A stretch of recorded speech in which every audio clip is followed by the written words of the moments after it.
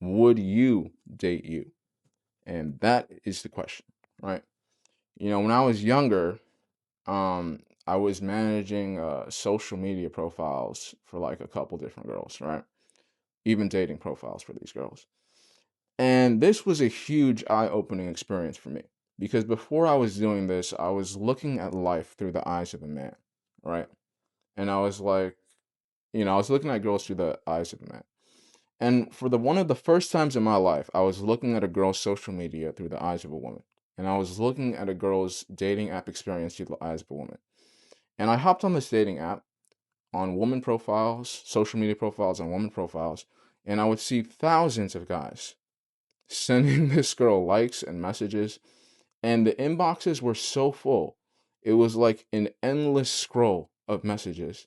And I said, there's so many guys messaging this woman. I don't even know where to begin. I don't even remember this guy's name.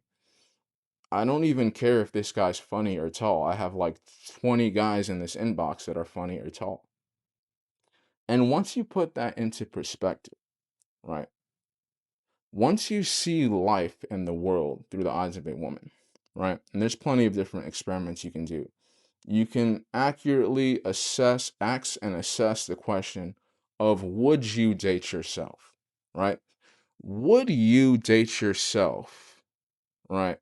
If you could just choose, would you date yourself if a woman could just choose a guy that was a lot taller than you, a lot funnier than you, who had a lot more money than you, who completed her in a lot better way?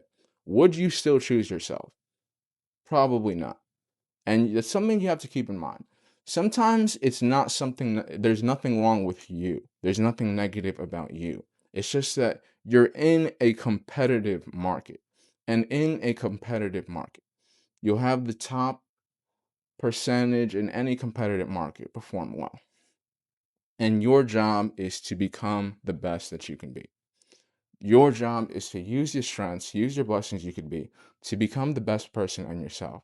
And you have to think, if the average woman has lots of different options, hundreds and thousands of guys, you really need to invest so much time into yourself so that you're actually able to stand out. A lot of guys don't stand out. A lot of guys do not even exist, unfortunately, because they do not stand out. And you'll realize that the beauty of the game is that it's not necessarily that easy. And that's the beauty of the game. And in a way, this kind of pushes you even harder to become the best version of yourself and help you become the best version of yourself you can be.